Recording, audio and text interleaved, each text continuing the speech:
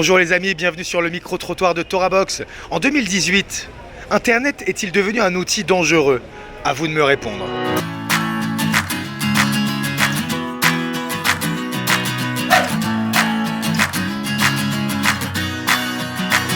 Tu penses qu'Internet c'est dangereux? Ah oui, ça c'est dangereux, très dangereux. Pourquoi?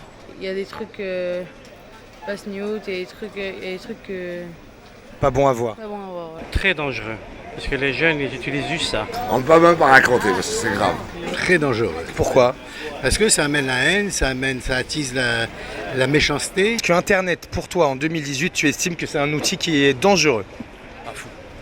À fond, mais bon, je l'utilise quand même. Ça dépend de comment on l'utilise. Comme toutes les bonnes inventions, c'est à double tranchant. C'est dangereux parce qu'en fait ça peut être bien, c'est comme des choses comme TorahBox, on peut utiliser la Torah plus facilement, mais aussi on peut aller dans... Ça dépend dans quel sens tu prends Internet, mais si tu vas dans l'autre sens, bah, tu peux aller dans la Touma et dans les impuretés. Il y a un âge de 14-15 ans, ils veulent tout savoir, ils ne sont pas encore prêts à tout savoir, mais ils veulent savoir. Après, il faut pas mettre les enfants dessus, je pense. Les enfants, quand ils ont un rapport tout seuls, quand ils sont seuls, ils ne sont pas dirigés, c'est très mauvais. Alors, c'est-à-dire, il faudrait censurer beaucoup de choses. On peut leur permettre, mais pas trop. C'est dangereux quand on s'en sert très très mal, tout simplement. Ça peut être un bon outil comme un mauvais outil. Un outil extraordinaire, ça peut être un outil très dévastateur. Pour certains, oui, pour moi, non.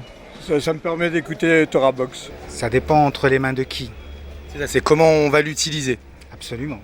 Et vous avez mis en place des choses pour protéger les enfants, Mes enfants sont grands, se protègent par eux-mêmes. Non, on met pas de solution, on fait attention, on surveille. S'ils ne sont pas surveillés par les parents, ils glossent à côté. Internet, je pense qu'on y trouve ce qu'on y cherche.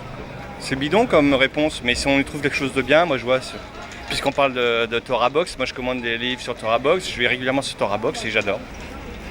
Non, je pense pas moi. pour les jeunes et tout ça? Non, je pense pas, je pense qu'au contraire, si tu l'utilises dans des bonnes choses, voilà, c'est tout. C'est devenu aussi pour les enfants un outil en réalité parce que c'est l'avenir.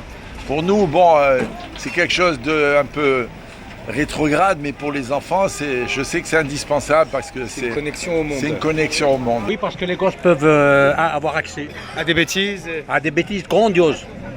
Oui. Pas tout à fait... Vous confirmez? Je confirme 100%. Est-ce que vous validez? On valide. 100%. Il y a des choses aujourd'hui pour bloquer tous les problèmes sur Internet? À mon avis, non. Est-ce que tu as mis des solutions en place pour bloquer les mauvaises choses à voir?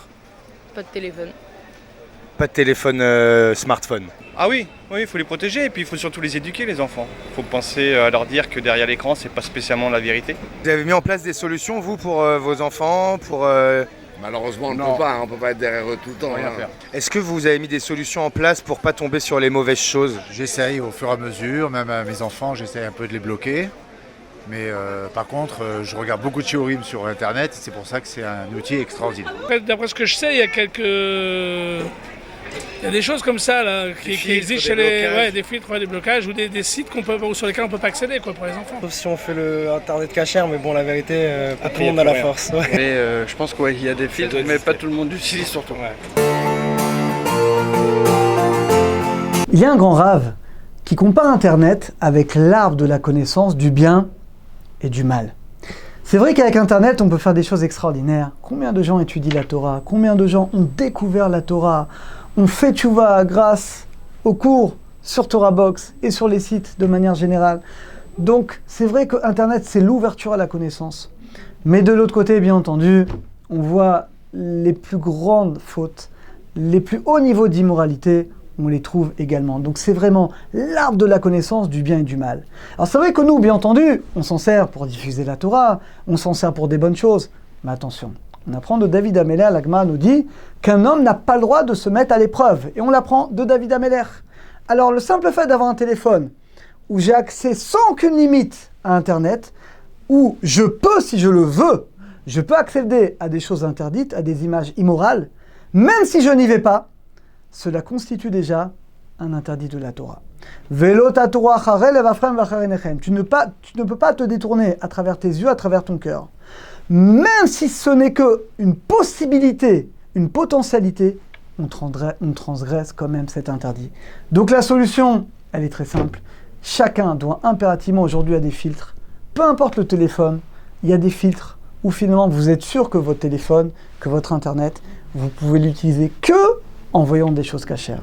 Alors Bezat Hashem, qu'Hachem nous aide, ceux qui n'ont pas encore fait, qui mettent le filtre, et que comme ça on pourra profiter que de la Gdusha et jamais du contraire pour nous et toute notre famille Bezat Hashem. À très bientôt à tous et à toutes.